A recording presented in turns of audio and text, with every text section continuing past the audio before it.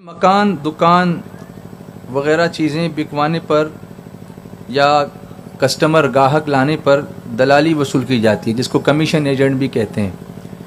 कभी परसेंटेज पर होता है, फ़ीसद पर, तो कभी कोई रकम मुकर्रर होती है, तो कभी बेचने वाला अपनी चीज़ की कीमत बता देता है और ये कहता है कि इस पर जो ज़्यादा रकम आए वो तुम्हारी है। या कभी कुछ तय नहीं होता तो दलाल को खुशी से कुछ दे दिया जाता है। तो ये सब सूरतें जायज़ हैं या नहीं है? ये कई बातें हो गई।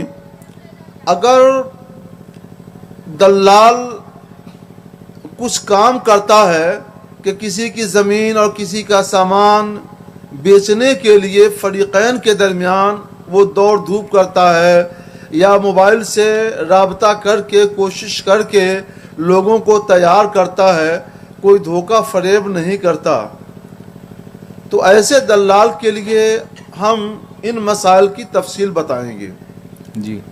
अगर ऐसे दलाल की कोई मजदूरी तय नहीं है और वहाँ उर्फन भी ऐसे दलाल को मजदूरी देने की कोई बात नहीं होती है और उसने सामान कोशिश करा करके बेचवा दिया, बाद में फरीक़ैन ने या फरीक़ैन में से किसी ने भी अपनी खुशी से कुछ दे दिया, ये उसके लिए नजराना है और तोहफ़ा है।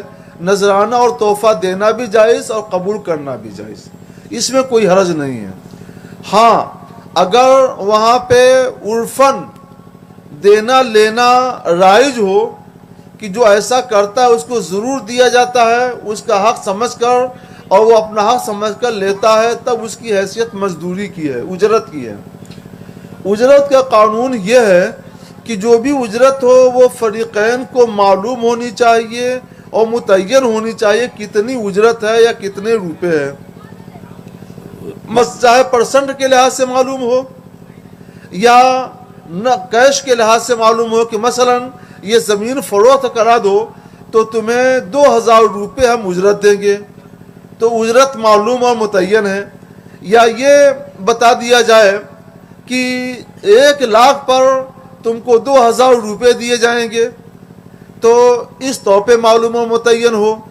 तो अगर परसेंट के लिहाज से मजदूरी मालूम और मुतय्यन हो तो भी जायज़ है, और रुपये की शक्ल में मालूम और मुतय्यन हो तो भी जायज़ है।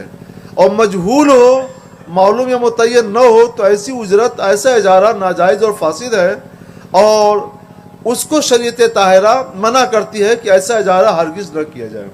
लिहाजा अगर इस तरह का मामला तय हुआ कि तुम हमारी ये ज़मीन फ़रोख्त करा दो, मसलन 10 लाख में हमारे नज़दीक की ज़मीन कीमत 10 लाख रुपए है, हमको तुम 10 लाख रुपए दे देना और इसके ऊपर तुम जितने में चाहो बेचो, 10 लाख के ऊपर जो कुछ होगा वो तुम्हारा है और 10 लाख मेरा है।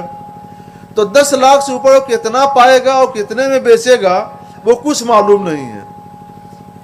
वो अपने ख़रीदार का इस्तेहसाल भी कर सकता है, फिर मजदूरी कितनी होगी वो मालूम और मुतय्यन भी नहीं है, मजहूल है। तो वैसा इजारा जिसमें मजदूरी मालूम न हो बल्कि मजहूल हो, ऐसा इजारा जिसकी वजह से एक फरीक दूसरे फरीक का इस्तेहसाल करे, तो ये इजारा नाजायज़ और गुनाह होता है, नाजायज़ और फासिद होता है। इस्लाम इसकी इजाज़त नहीं देता। अगर आप लोग ऐसा कोई मामला करते हैं तो मजदूरी को मुतय्यन कर दीजिए, चाहे रुपयों की शक्ल में या फ़ीसद की शक्ल में, दोनों में से किसी एक तौर पर मुतय्यन होना चाहिए। और अगर वहाँ के उर्फ में मजदूरी का लेन देन नहीं होता है और बाद में आपने नज़र के तौर पर पेश कर दिया, तो उस नज़र या तोहफे या हदिया को देना भी जायज़ और लेना भी जायज़।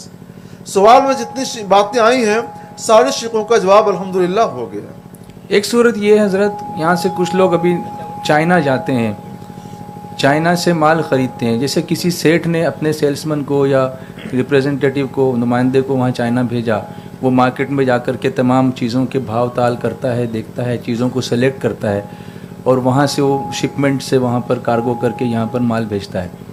अब वहाँ जो वो ख़रीदारी कर रहा है, यहाँ जो मालिक है उसको नहीं पता कि वो कितने में ख़रीद रहा है।